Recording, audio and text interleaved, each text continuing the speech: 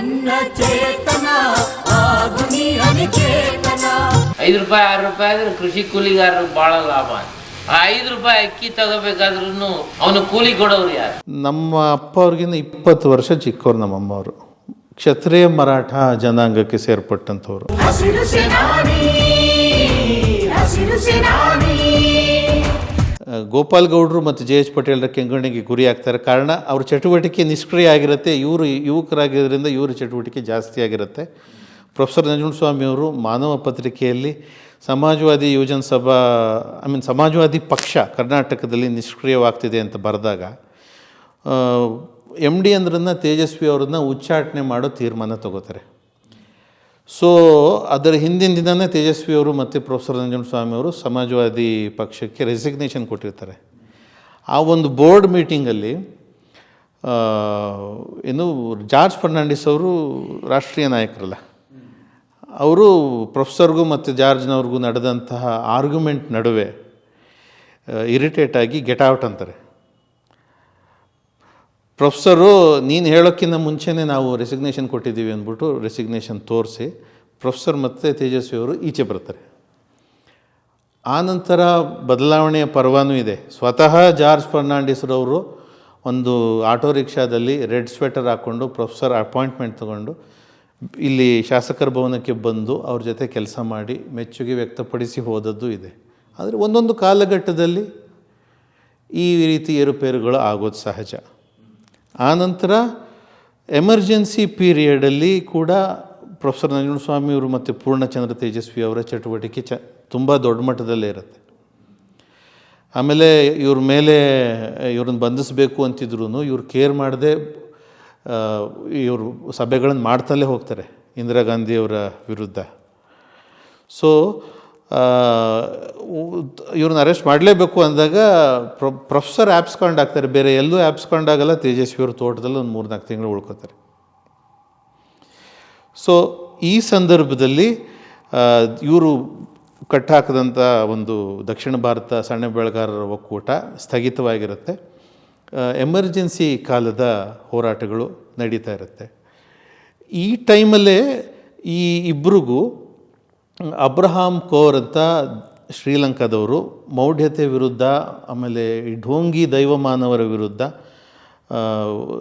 ಮತ್ತು ಪವಾಡಗಳ ವಿರುದ್ಧ, ಪವಾಡಗಳೆಲ್ಲ ಫೇಕ್ ಅನ್ನೋದನ್ನ ಹೇಳುವಂತಹ ಸ್ವತಃ ಮಾಡಿ ತೋರಿಸ್ತಿದ್ದಂಥ ಭಾಳ ಫೇಮಸ್ ವ್ಯಕ್ತಿ ಅಬ್ರಹಾಂ ಟಿ ಕೋರ್.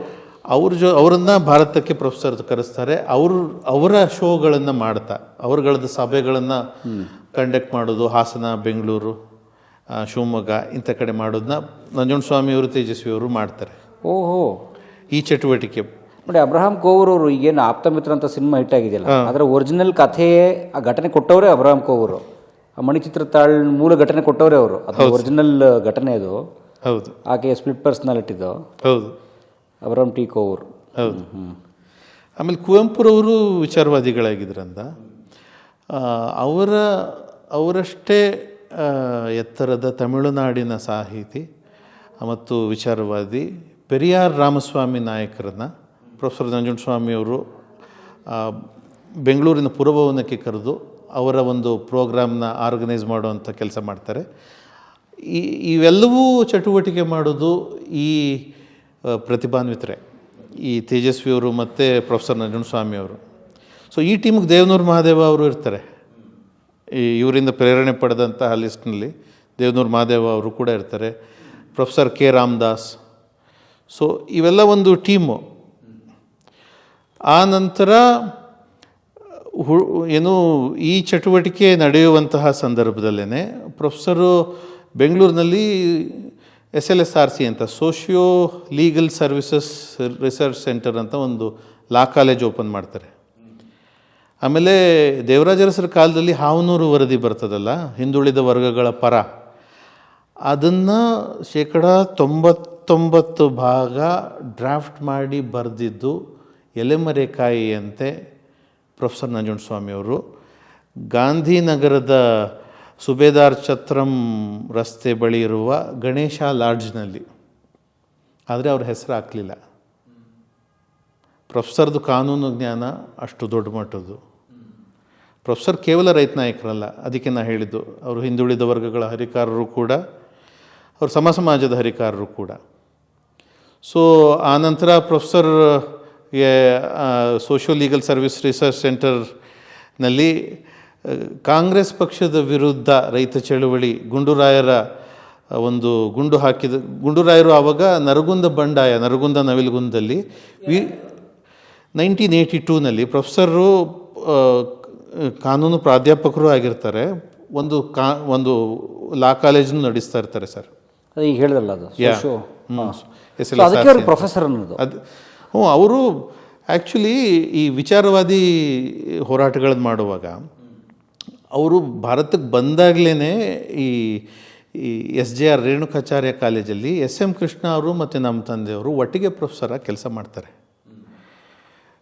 ನಮ್ಮ ತಂದೆಯವರು ಇಂಟರ್ನ್ಯಾಷನಲ್ ಲಾ ಕಾನ್ಸ್ಟಿಟ್ಯೂಷನ್ ತೊಗೊಂಡ್ರೆ, ಕೃಷ್ಣ ಅವರು ಬೇರೆ ಏನೋ ಸಬ್ಜೆಕ್ಟ್ ತೊಗೊಂಡಿರ್ತಾರೆ.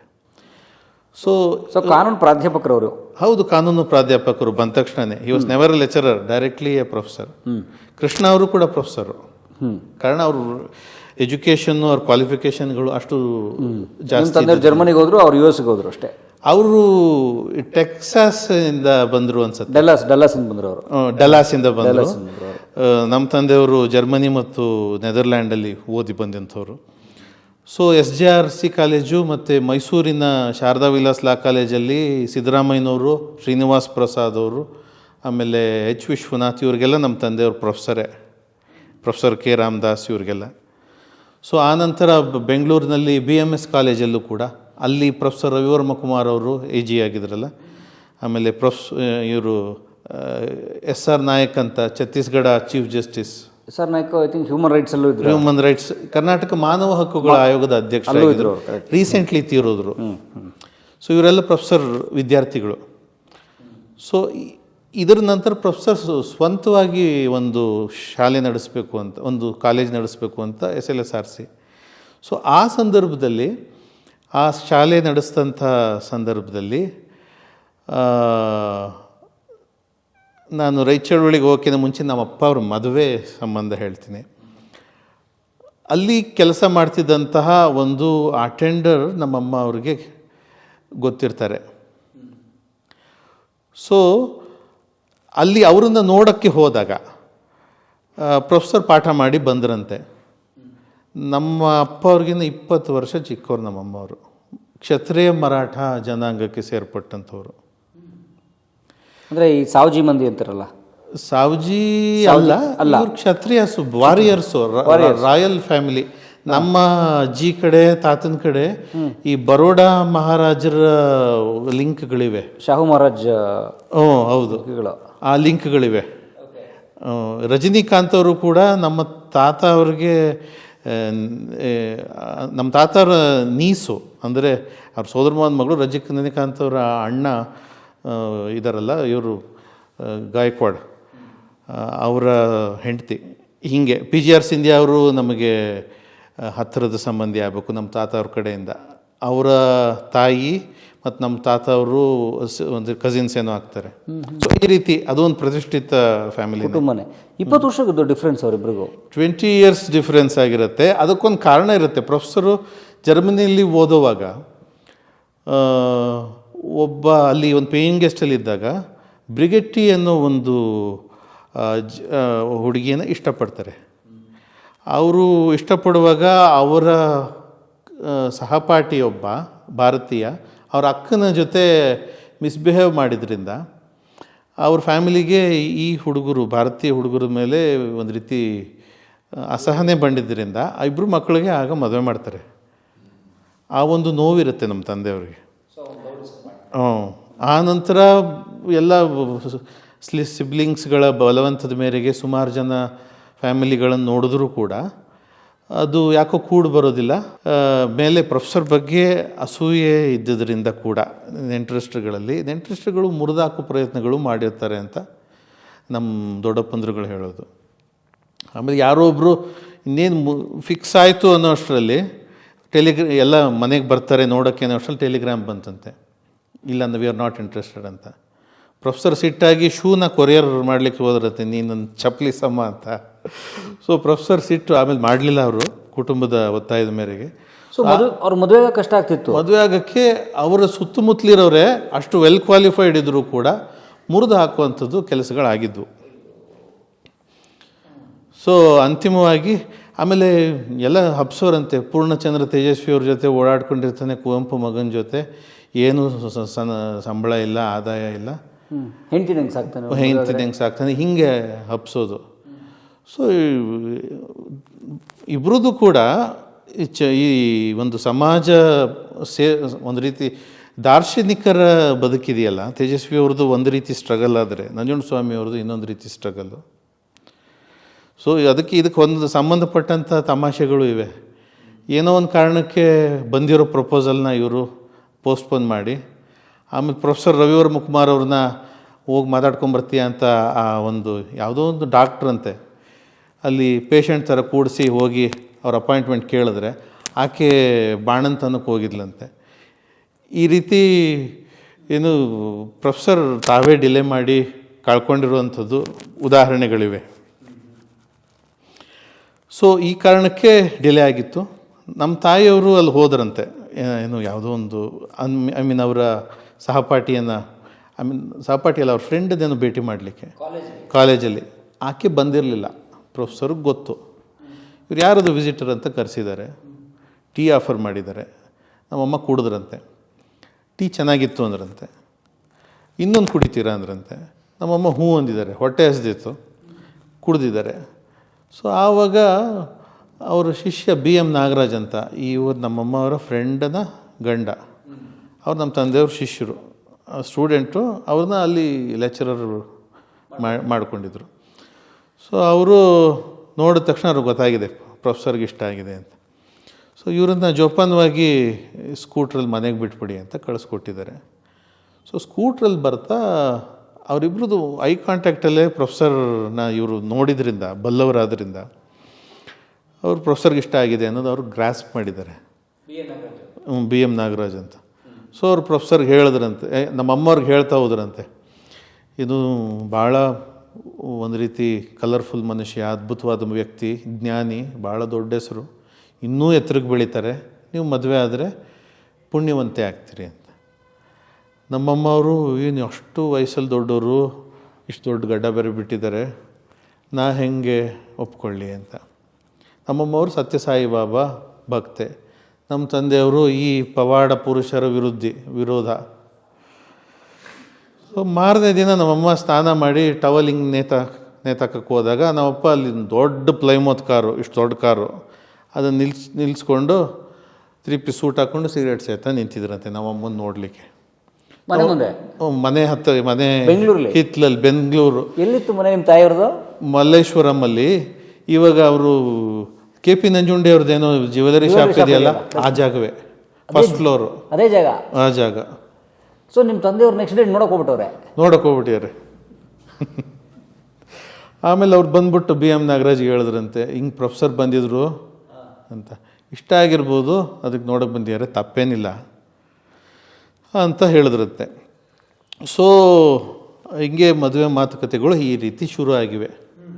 ನಮ್ಮ ಯೋಚನೆ ಮಾಡಿ 20 ವರ್ಷ ದೊಡ್ಡವರು, ತುಂಬ ಫೇಮಸ್ಸು, ದೇವ್ರು ಬೇರೆ ನಂಬಲ್ಲ, ನಾನು ದೇವ್ರು ನಂಬ್ತೀನಿ, ಮ್ಯಾಚ್ ಆಗಲ್ಲ ಅಂದ್ಬಿಟ್ಟು, ಏನೇನು ಸಂಬಂಧವೇ ಇಲ್ಲ ಅಂದ್ಬಿಟ್ಟು ಇಷ್ಟು ಉದ್ದ ಲೆಟ್ರ್ ಬರೆದ್ರಂತೆ. ಬರೆದ್ಬಿಟ್ಟು ಇಲ್ಲ ಐ ಆಮ್ ಸಾರಿ ಆಗಲ್ಲ ಅಂತ ನಮ್ಮಮ್ಮನೇ ಹೋಗಿ ನಮ್ಮ ಅಪ್ಪನ ಕೊಟ್ಟಿದ್ದಾರೆ.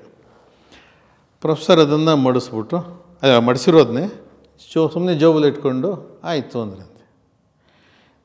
ವಾಪಸ್ ಇಬ್ಬರು ಡಿಸ್ಪರ್ಸ್. ಸೊ ನಮ್ಮಮ್ಮ ಬಂದು ನಿದ್ರೆ ಮಾಡಿದ್ದಾರೆ.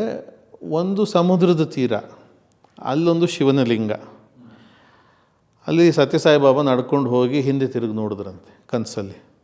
ಆಗು ಆಗು, ಅವನು ನನ್ನ ಮಗನೇ, ನನ್ನ ವಿಚಾರ ಅವನ ವಿಚಾರ ಒಂದೇ, ಸತ್ಯ ಧರ್ಮ ಶಾಂತಿ ಪ್ರೇಮ ಇದು ನನ್ನ ಮೂಲ ಮಂತ್ರವಾಗಿದೆ, ಅವನ ಮೂಲ ಮಂತ್ರವೂ ಅದೇ, ಆದ್ದರಿಂದ ಆತ ನನ್ನ ಮಗನೇ ಆಗು ಅಂತ ಹೇಳಿದ್ದಾರೆ. ಮಾರನೇ ದಿನ ಅದೇ ಜಾಗಕ್ಕೆ ನಮ್ಮಮ್ಮ ಎಂಟ್ರಿ, ಅಲ್ಲಿ ಬಂದು ನಮ್ಮ ಮದುವೆ ಆಗೋಕ್ಕೆ ಒಪ್ಪಿಗೆ ಇದೆ ಅಂತ ಹೇಳಿದ್ರಂತೆ. ಆಮೇಲೆ ನಮ್ಮ ತಂದೆಯವರು ಖುಷಿಯಾಗಿ ಅವರು ಕಾಲೇಜ್ ಇದ್ದಿದ್ದು ಈ ಯೂನಿಟಿ ಬಿಲ್ಡಿಂಗ್ ಹಿಂದ್ಗಡೆ, JC ರೋಡ್, ಹೌದು, ಅಲ್ಲಿ ಪಕ್ಕ, ಹೌದು, ಅಲ್ಲಿ ಈಗ ಒಂದು ಸ್ಕೂಲ್ ಇದೆ, ಅಲ್ಲಿ ಈವ್ನಿಂಗ್ ಕಾಲೇಜ್ ನಡೆಸ್ತಿದ್ರು, ಲಾ ಕಾಲೇಜು. ಸೊ ಅದರ ಹಿಂದೆ ಮೋಬೋಸ್ ಅಂತ ಒಂದು ರೆಸ್ಟೋರೆಂಟ್ ಇತ್ತು. ಆಗ ರೆಸ್ಟೋರೆಂಟ್ಗಳು ಭಾಳ ಕಡಿಮೆ, ವೇ ಬ್ಯಾಕ್ ಇನ್ 79, 80. ಸೊ ಅಲ್ಲಿ ಕರ್ಕೊಂಡೋಗಿ ಇವರು ನಮ್ಮಪ್ಪಂಗೆ ಗೊತ್ತಿರಲಿಲ್ಲ ಇವ್ರು ಮರಾಠಿಗರು ಅಂತ. ನೋಡಿ ಬೆಳ್ಳಗೆ ಚೆನ್ನಾಗಿದ್ರಲ್ಲ, ನಾನ್ ವೆಜ್ ಕೊಡಿಸಿದ್ರಂತೆ. ಕಾರಣ ಇವ್ರಿಗೆ ಸವರ್ಣೀಯರನ್ನ ಮದುವೆ ಆಗಬೇಕು ಅಂತ ಇಂಟ್ರೆಸ್ಟ್ ಇರಲಿಲ್ಲ. ಐದರ್ ದಲಿತರು ಅಥವಾ ಲಿಂಗಾಯತರನ್ನು ಹೊರತುಪಡಿಸಿ ಯಾರಾದರೂ. ಓಕೆ, ತಮ್ಮ ಸ್ವಜಾತಿಯವ್ರು ಬಿಟ್ಟು ಯಾರಾದರೂ. ಹೌದು, ಕಾರಣ ಜಾತಿ ಪದ್ಧತಿ ವಿರುದ್ಧ ಇವರು ಮಾತಾಡುವಾಗ ಇವರು ಜಾತಿ ಪದ್ಧತಿ ಮುರಿಬೇಕಿತ್ತಲ್ಲ, ಒಟ್ಟು ಕ್ರಾಂತಿ ಆಗಬೇಕು, ಕ್ರಾಂತಿ ಆಗಬೇಕು. ತೇಜಸ್ವಿ ಬರೀತಲ್ಲ, ಒಟ್ಟಿನಲ್ಲಿ ಕ್ರಾಂತಿ ಆಗಬೇಕು, ಒಟ್ಟಿನಲ್ಲಿ ಕ್ರಾಂತಿ ಆಗಬೇಕು. ಅದೇ ಕಾನ್ಸೆಪ್ಟ್. ಸೊ ಚಿಕನ್ನು ಎಲ್ಲ ಕೊಡಿಸಿದ್ದಾರೆ. ನಮ್ಮಮ್ಮ ಸತ್ಯಸಾಯಿ ಬಾಬಾ ಅವರ ಅನುಯಾಯಿ ಆಗಿದ್ದರಿಂದ ಎಲ್ಲ ಬಿಟ್ಬಿಟ್ಟಿದ್ರಂತೆ. ಅಯ್ಯೋ. ಸೊ ನಮ್ಮ ಆ್ಯಕ್ಚುಲಿ ಮರಾಠಿಗರು ತಿಂತಾರೆ, ಮರಾಠಿಗರು ಜಾಸ್ತಿ ತಿಂತಾರೆ. ಹೌದು. ಸೊ ನಮ್ಮಮ್ಮ ಅವರು ನಮ್ಮಪ್ಪನ ಒತ್ತಾಯದಿಂದ ಅವತ್ತು ತಿಂದ್ರಂತೆ. ಈ ಎಲ್ಲ ದೇವರುಗಳ ಉಂಗುರಗಳನ್ನು ಹಾಕೊಂಡಿದ್ರಂತೆ ನಮ್ಮಮ್ಮ ಅವರು. ರಾಘವೇಂದ್ರ ಸ್ವಾಮಿ, ಶಿರಡಿ ಸಾಯಿ, ಸತ್ಯ ಸಾಯಿ ಎಲ್ಲ. ನಮ್ಮಪ್ಪ ಅವ್ರಿಗೆ ಅವು ಇರಿಟೇಟ್ ಆಗಿದೆ, ಬಟ್ ಕಂಟ್ರೋಲ್ ಮಾಡ್ಕೊಂಡಿದ್ದಾರೆ. ಅದೇನದು ಅಂದ್ರಂತೆ, ಇದು ಈ ದೇವರು, ಇದು ರಾಘವೇಂದ್ರ ಸ್ವಾಮಿ, ಶಿರಡಿ ಸಾಯಿ, ಸತ್ಯ ಸಾಯಿ, ಇನ್ನೂ ಏನೇನೋ ಹೇಳಿದ್ದಾರೆ. ಓ ಹೌದಾ, ಸ್ವಲ್ಪ ಕೊಡು ಅಂದ್ರಂತೆ, ನೋಡಬೇಕು ಅಂತ. ನಮ್ಮಮ್ಮ ಬಿಚ್ಕೊಟ್ಟಿದ್ದಾರೆ. ಇವರು ನೋಡಲೂ ಇಲ್ಲ, ಕಿಟಕಿಯಿಂದ ಆಚೆ ಹಾಕ್ಬಿಟ್ರಂತೆ ನಮ್ಮಪ್ಪ ಅವರು. ನಾವು ಹೋಲ್ಸೇಲಾಗಿ ಫಸ್ಟ್ ಮೀಟಿಂಗಲ್ಲೇ ನಮ್ಮಮ್ಮ ಅಳಕ್ಕೆ ಶುರು ಮಾಡಿದ್ರಂತೆ, ಏನು ಹಿಂಗೆ ಮಾಡ್ತೀರಾ ಫಸ್ಟ್ ಮೀಟಿಂಗಲ್ಲೇ ಅಂತ. ನೋಡು, ಸತ್ಯದ ದಾರಿಲಿ ನಡಿ, ಸತ್ಯವನ್ನು ಹೇಳು, ಸಾಧ್ಯವಾದಷ್ಟು ಒಳ್ಳೇದು ಮಾಡು, ಸಹಾಯ ಮಾಡು. ಅನ್ನ ನಾವೇನು ತಿಂತೀವಿ ಅದನ್ನು ವೇಸ್ಟ್ ಮಾಡಬೇಡ, ಇದೇ ದೇವರು, ಬೇರೆ ಏನೂ ದೇವರಲ್ಲ ಅಂತ. ಸೊ ನಮ್ಮಮ್ಮವ್ರಿಗೆ ಆವಾಗ ಪ್ರೊಫೆಸರ್ ನಂಜುಂಡಸ್ವಾಮಿಯವರ ಮುನ್ನುಡಿ ಶುರುವಾಗಿದೆ, ಆ ವ್ಯಕ್ತಿತ್ವನ ಅರ್ಥ ಮಾಡ್ಕೊಳ್ಳೋಂಥದ್ದು. ಸೊ ಹೀಗೆ ನಮ್ಮ ತಾಯಿಯವ್ರ ಮನೆಯಲ್ಲಿ ವಿರೋಧಗಳು, ಜಾತಿ ಸಮಸ್ಯೆ ಇದ್ದಿದ್ದರಿಂದ ಒಂದು ಲೆಟ್ರ್ ಬರೋದ್ರಂತೆ, ಇಂಥ ದಿನ ಮದುವೆ ಆಗ್ತೀವಿ ಬನ್ನಿ ಅಂತ. ಸೊ ಅವ್ರ ತಂದೆ ತಾಯಿಗೆ ಆ ವಿರೋಧ ಜಾಸ್ತಿ ಆಗಿದ್ದರಿಂದ ಒಂದು 2 ದಿನದ ಮುಂಚೆನೇ ಇವರು ಸಬ್ ರಿಜಿಸ್ಟ್ರಾರ್ ಆಫೀಸಲ್ಲಿ ಮದುವೆ ಆಗಿದ್ದಾರೆ. 16 ರೂಪಾಯಿ ಏನೋ ಖರ್ಚಾಯ್ತಂತೆ ಮದುವೆಗೆ. ವಿಟ್ನೆಸ್ ಪ್ರೊಫೆಸರ್ ರವಿವರ್ಮ ಕುಮಾರ್ ಅವರು ಮತ್ತು SR ನಾಯಕ್ ಅವರು, ಈಗ ಚೀಫ್ ಜಸ್ಟಿಸ್ ಆಗಿದ್ದರು, AG ಆಗಿದ್ರಲ್ಲ ಅವರು. ಸೊ ಪ್ರೊಫೆಸರ್ ರವಿವರ್ಮ ಕುಮಾರ್ ಅವ್ರನ್ನ ನೀವು ಭೇಟಿ ಮಾಡಿದ್ದೀರಿ, ರಾಜೇಶ್ವರಿ ಆಂಟಿ ಅವ್ರು ತೀರೋದಾಗ ಅವ್ರು ಇಂಟರ್ವ್ಯೂ ಮಾಡಿದ್ದೀರಿ. ಸೊ ನಮ್ಮ ತಂದೆಯವರು ಕಾರಲ್ಲಿ ಮೈಸೂರು ಕರ್ಕೊಂಡು ಹೋಗ್ಬೇಕಾದ್ರೆ ಮಧುಮದ್ಮೆ ರಾಧಿಕಾನ ಚೇರೆ ರಫಿ ಅವ್ರದ್ದು ಹಾಡು ಹೇಳಿದ್ರಂತೆ. ಸೊ ಇನ್ನೊಂದು ವರ್ಷನ್ ಆಫ್ MDN ನಮ್ಮಮ್ಮ ಅವ್ರಿಗೆ ಗೊತ್ತಾಗಿದೆ, ಇವರು ಸಂಗೀತ ಪ್ರಿಯರು ಕೂಡ ಅಂತ. ಸೊ ಅಲ್ಲಿ ಹೋಗಿ ಕಾರ್ ನಿಲ್ಲಿಸಿದಾಗ ನಮ್ಮ ತಾತ ಮತ್ತು ನಮ್ಮ ಅಜ್ಜಿ, ಅವ್ರಿಗೆ ಆಲ್ರೆಡಿ 80 ಆಗಿತ್ತಾಗ, ಅವ್ರುಗಳು ಭಾಳ ಸಂತೋಷಪಟ್ಟಿದ್ದಾರೆ, ನನ್ನ ಮಗ 44ನೇ ವಯಸ್ಸಿನಲ್ಲಿ ಮದುವೆ ಆದ ಅಂತ. 44ನೇ ವಯಸ್ಸಿಗೆ ಮದುವೆ ಆಗಿದ್ದ? 44ನೇ ವಯಸ್ಸಿನಲ್ಲಿ ಮದುವೆ ಆದ ಅಂತ. ಯಾವ ವರ್ಷ? 80ನೇ ಇಸ್ವಿ. ಓ, ತೇಜಸ್ವಿ 66ಅಲ್ಲಿ ಮದುವೆ ಆಗಿದ್ದು. ತೇಜಸ್ವಿ ಅವರು ನಮ್ಮ ಅಪ್ಪರ್ಕಿಂತ ಚಿಕ್ಕವರು. ಆ್ಯಕ್ಚುಲಿ 38 ಇವರು, 1938, ಇವರು 36. ಹೌದು. ಸೊ ತೇಜಸ್ವಿ ಲೇಟ್ ಆಗ್ಬಿಟ್ಟು ಬೇಗ ಮದುವೆ ಮಾಡ್ಕೊಂಬಿಟ್ಟವ್ರೆ. ಬಾಸು ಪಾಪ ಹೋರಾಟ ಗಿರಾಟ ಲೇಟ್ ಆಗ್ಬಿಟ್ಟಿದೆ. ಸೊ ಹೀಗೆ ಅವರು ದಾಂಪತ್ಯ ಶುರು ಆಗುತ್ತೆ. ಮದುವೆ ಆಗ್ತಿದ್ದಂಗೆ ನಿಮ್ಮ ತಾಯಿಯವ್ರ ಹೆಸರೇನು? ಪ್ರತಿಮಾ ಬಾಯಿ ಅಂತ, ಆಮೇಲೆ ಪ್ರತಿಮಾ ನಂಜುಂಡಸ್ವಾಮಿ ಆಗ್ತಾರೆ. ಓಕೆ. ಸೊ ಮೈಸೂರಲ್ಲಿ ಸಂಸಾರ ಅವ್ರದ್ದು. ಅವ್ರ ಕನಕಪುರ ಮರಳುವಾಡಿ ಇದೆಯಲ್ಲ, ಮರಳುವಾಡಿ ಕನಕಪುರ ನಮ್ಮ ತಾಯಿ ಊರದು. ಸರ್, ನಾವು ಮರಳುವಾಡಿ ಅವರು, ದೊಡ್ಡ ಮರಳುವಾಡಿ ಅವರು. ಹೌದು, ಹೆಂಗೆ ಸರ್? ಹೌದು, ಅಲ್ಲಿ ಮರಾಠಿಗರು ಜಾಸ್ತಿ ಇದ್ದಾರೆ. ಶಿವಾಜಿ ಕಾಲದಲ್ಲಿ ಸೈನಿಕರಾಗಿ ಬಂದಂಥವ್ರು. ಅದೇ ಸಿಂಧ್ಯಾ ಸರ್ ಮರಳುವಾಡಿಯವರು. ನಮ್ಮ ಎದುರುಗಡೆ ಮನೆಯೇ ಸಿಂಧ್ಯಾ ಸರ್, ನಮ್ಮ ಹಿಂಗೆ. ಹೌದಾ? ಅವ್ರ ಕಸಿನ್ಸು ಎಲ್ಲ ನಮ್ಮ PGR ಸಿಂಧ್ಯಾ ಸರ್. ಸೊ ನಿಮ್ಮ ತಾಯಿ ದೊಡ್ಡ ಮರಳುವಾಡಿಯವರು? ಹೌದು. ವಾವ್. ಅದು ಸತ್ಯನಾರಾಯಣ ರಾವ್ ಗಾಯಕ್ವಾಡ್ ಅವರು ಕೂಡ, ರಜನಿಕಾಂತ್ ತೋರಣ್ಣ ಅವರು ಕೂಡ ಶಿವಾಜಿ ಕಾಲದಲ್ಲಿ ಬಂದಂಥ ವಾರಿಯರ್ಸೇ. ಸೊ ಆ ಕಾರಣ ನಮ್ಮ ತಾತ ಅವ್ರ ಸೋದರಮಾನ ಮಗಳು ಅವ್ರ ಹೆಂಡತಿ. ಬಹುಶಃ ಆ ಫೈಟರ್ಸ್ ಅಥವಾ ಸೈನಿಕರೆಲ್ಲ ಈ 4ನೇ ಆಂಗ್ಲೋ ಮೈಸೂರು ವಾರಕ್ಕೆ ಬಂದಿರ್ಬೇಕೇನೋ. ಹೌದು, ಮೈಸೂರು ಯುದ್ಧ ಆಯ್ತಲ್ಲ, ಟಿಪ್ಪು ಮೈಸೂರು ವಾರ, ಯಾಕಂದ್ರೆ ಮಳವಳ್ಳಿ ಇಲ್ಲೆಲ್ಲ ಆಗ್ತಿತ್ತಲ್ಲ. ಹೌದು. ಈ RT ನಗರದಲ್ಲಿ ಮೈಸೂರು ಲಾನ್ಸರ್ಸ್ ಅಂತೆಲ್ಲ ಇದೆ. ಲಾನ್ಸರ್ಸ್ ಇದೆಯಲ್ಲ, ಆ ಮೈಸೂರು ಲಾನ್ಸರ್ಸ್ನ ಆಳದಂಥ ಫ್ಯಾಮಿಲಿ ಇದು ನಮ್ಮ ತಾಯಿ ಕಡೆ. ಅಲ್ಲಿ ಈ ಫ್ಯಾಮಿಲಿಯವರು ದೊಡ್ಡ ದೊಡ್ಡ ದೇವಸ್ಥಾನಗಳು ಎಲ್ಲ ಕೊಟ್ಟಿದ್ದಾರೆ. ಆಮೇಲೆ ಮಲ್ಲೇಶ್ವರಂನಲ್ಲಿ ಏತ್ ಕ್ರಾಸಲ್ಲಿ ಎಲ್ಲ ಇವ್ರದ್ದು ದೊಡ್ಡ ಮಟ್ಟದ ಆಸ್ತಿ ಪಾಸ್ತಿಗಳಿದ್ವು. ರೆಕಾರ್ಡ್ಸ್ಗಳು ಸರಿ ಇಲ್ಲದ ಕಾರಣ ಅವೆಲ್ಲ ಕಳ್ಕೊಂಡ್ರು ಇವರು. ಆವಾಗ ಅನಕ್ಷರತೆ ಇತ್ತು, ಆ ಕಾರಣ ಕಳ್ಕೊಂಡ್ರು ಇವರು. ಸೊ ಈ ಒಂದು ನೋಡಿ, ಆ ದೊಡ್ಡ ಮರಳವಾಡಿ ಅನ್ನೋದು ಮರಾಠ ಸೈನಿಕರು ವಾರಿಯರ್ಗಳ ಯುದ್ಧ ಮುಗಿದ ನಂತರ ನೆಲೆಸಿರೋ ಜಾಗ ಅದು. ಹೌದು, ಅವ್ರಿಗೆ ಹುಟ್ಟಿದವರು ಕೂಡ ಜೆನೆಟಿಕ್ಸ್ ಎಷ್ಟು ಸ್ಟ್ರಾಂಗ್ ಅಂದರೆ, ಆ ಸೈನಿಕರ ಮಕ್ಕಳು ಆರ್ಮಿ ಸೇರಿದ್ದಾರೆ. Second generation, third generation. Scindia ಅವ್ರ ಫ್ಯಾಮಿಲಿನಲ್ಲೂ ಆರ್ಮಿ ಆಫೀಸರ್ಗಳಿದ್ದಾರೆ. ನಮ್ಮಮ್ಮವ್ರ ಫ್ಯಾಮಿಲಿಯಲ್ಲೂ ಆರ್ಮಿ ಆಫೀಸರ್ಗಳಿದ್ದಾರೆ. ಮರಾಠ ರೆಜಿಮೆಂಟ್. ವಾವ್, ಅದಕ್ಕೆ ದೊಡ್ಡ ಮರಳವಾಡಿ ಸುತ್ತಮುತ್ತ ಮರಾಠಿಗರ ಸಂಖ್ಯೆ ಜಾಸ್ತಿ ಇದೆ. ಹೌದು. ಓಕೆ. ಶಿವಾಜಿ ಕೂಡ ಕರ್ನಾಟಕದವರು, ಹಾವೇರಿಯವರು. ಹಾವೇರಿಲಿ ಹುಟ್ಟಿದವರು. ಸೊ ಈ ಸಂದರ್ಭದಲ್ಲಿ 81ನೇ ಇಸ್ವಿಲಿ ನಮ್ಮ ಅಕ್ಕ ಹುಡ್ತಾರೆ. 80ರಲ್ಲಿ ಮದುವೆ ಆಗಿದ್ದು. 80 ಏಪ್ರಿಲ್ ಸಂವೆ 44 ಅಂಡ್ ಮೇಡಮ್ಗೆ 24. ಹೌದು. ಓ ಗಾಡ್. ಆಮೇಲೆ ಸೊ ಎಲ್ಲಿದ್ರಿ ಮನೆಯವ್ರದ್ದು?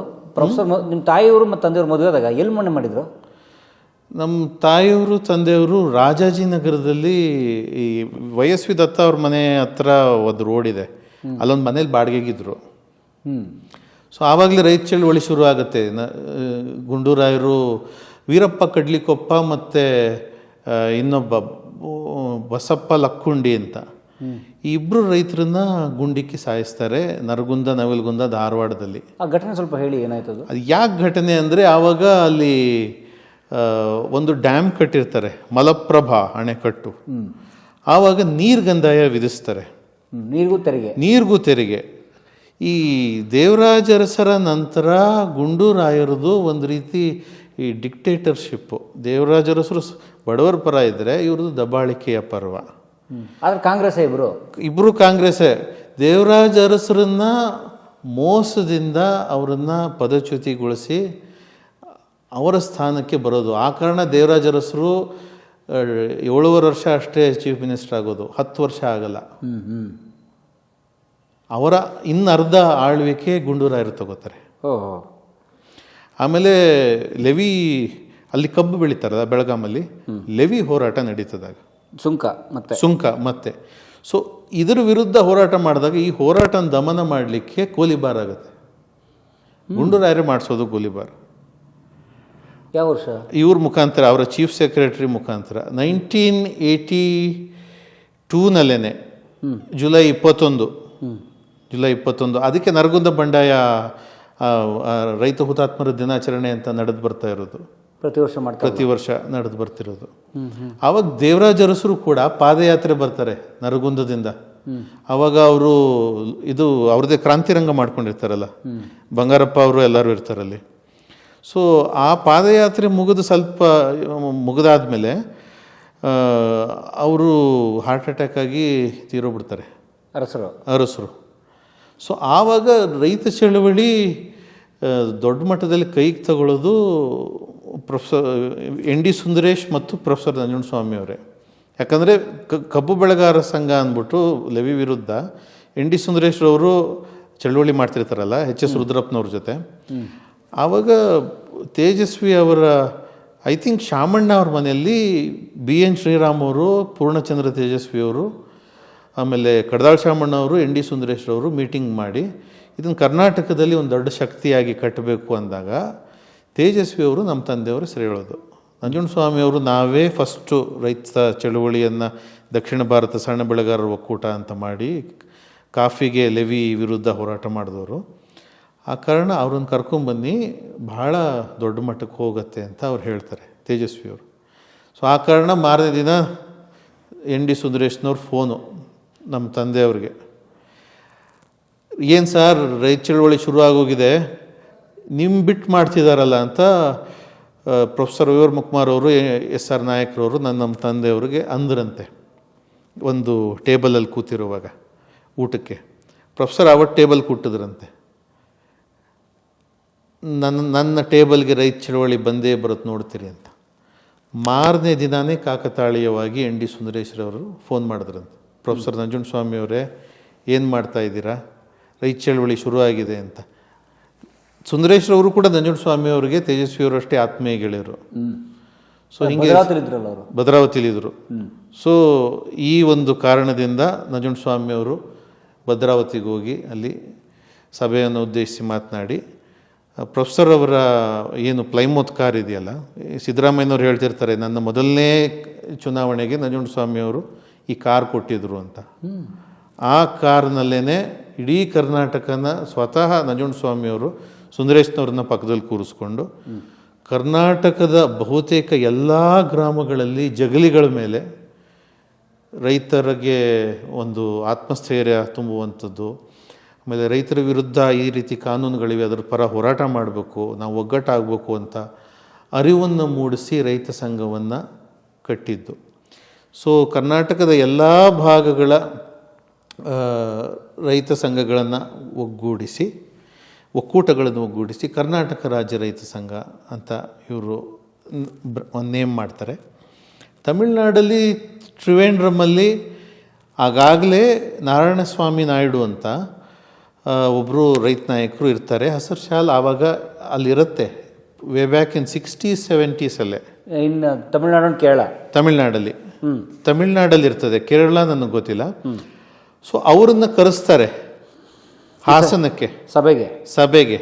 ಆವಾಗ ಅವರು ಪ್ರೊಫೆಸರ್ ನಂಜುಂಡಸ್ವಾಮಿ ಅವ್ರಿಗೂ ಇವ್ರಿಗೂ ತಮಿಳ್ನಾಡಲ್ಲಿ ಪೆರಿಯಾರು ಇವ್ರ ಜೊತೆ ಸಂಪರ್ಕ ಇದ್ದಿದ್ದರಿಂದ ಮುಂಚೆನೇ ದಕ್ಷಿಣ ಭಾರತ ಸಣ್ಣ ಬೆಳೆಗಾರರ ಒಕ್ಕೂಟದ ಸಂದರ್ಭದಲ್ಲಿ ನಾರಾಯಣಸ್ವಾಮಿ ನಾಯ್ಡು ಅವ್ರ ಸಂಪರ್ಕ ಇದ್ದಿದ್ದರಿಂದ ಇವರು ಹಸಿರು ಶಾಲನ್ನು ನಂಜುಂಡಸ್ವಾಮಿ ಅವ್ರಿಗೆ ಹಾಕಿ ನಾನು ದೀಕ್ಷೆ ಕೊಟ್ಟಂಗೆ ಕೊಡ್ತಿದ್ದೀನಿ, ಇದನ್ನು ಕರ್ನಾಟಕದಲ್ಲಿ ಹಸಿರುಮಯವಾಗಿಸಿ ಅಂತ ದೀಕ್ಷೆ ಕೊಡ್ತಾರೆ.